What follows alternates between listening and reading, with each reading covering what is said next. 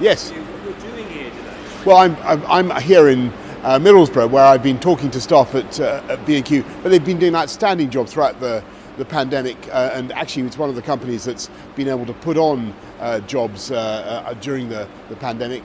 But we're also talking about lifting up the living wage, the national living wage, so everybody gets £8.91 an hour minimum in the private sector, and it's the fastest growth in incomes for people on low wages for I think 20 years or so, and that's very, very important, part of our levelling up agenda, building back better and helping families through what has unquestionably been a tough time.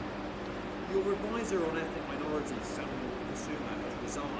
He said that previously said the Conservative Party was pursuing politics steeped in division. It doesn't look good, does it? 24 hours after you produce a report on race.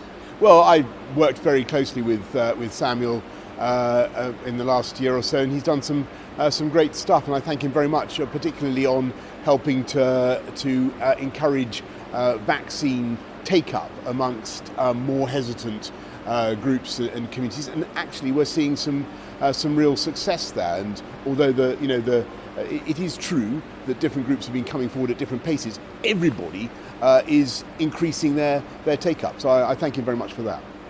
On the race review, it's been widely condemned by people of colour and by equality campaigners. Are they wrong?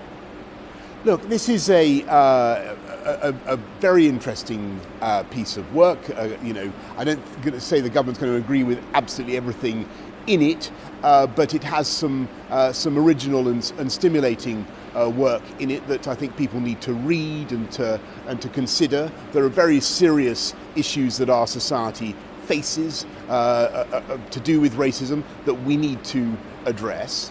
We've got to do more to fix it. We need to understand the severity of the problem. We're going to be looking at all the ideas that they've put forward, and we'll be making our response. I suppose that the accusation is that you rigged the report by picking commissioners who'd actually previously dismissed institutional racism, and then, surprise, surprise, they say that this is not a problem. Oh, well, actually, if you look at it, they've come forward with, I think, about 24 interesting ideas to promote equality, of opportunity, to give people of all communities, all races, all backgrounds in this country more opportunity, but also to understand the true nature of the barriers and the discrimination that they unquestionably feel. So I think it's, there are some interesting things in it.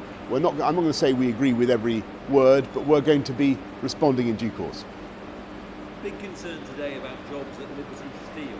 Yes. Will you step in to ensure no jobs will be lost?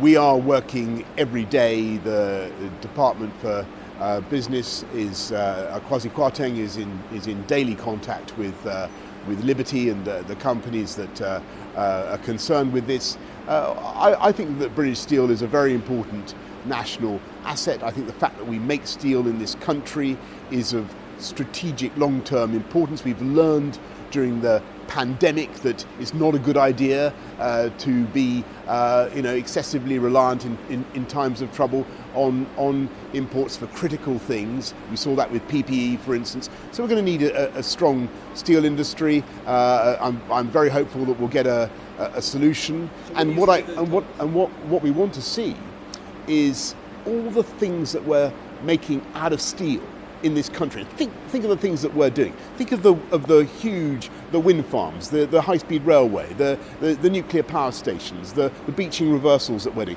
All those things they all involve steel. It would be crazy if we were not to use this post-Brexit moment, not to use the flexibility we have to buy British steel. So that's what we want to do. Are vaccine passports un-British, as Labour is suggesting today? I think the most important thing is to continue the rollout of the vaccine programme for everybody. I think when it comes to, so I think that on the issue of vaccine certification, there's definitely going to be a world in which international travel will use vaccine passports, and you can see that already other countries, the aviation industry are interested in those, and there's a logic to that. I think when it comes to trying to make sure that we give maximum confidence to business and to customers. And here in the UK, there are three things: is your immunity, whether you've had it before, so whether you've got natural antibodies anyway, whether you've been vaccinated, and then of course whether you've had a test. And so those three things working together will, I think, be useful for us as we go forward.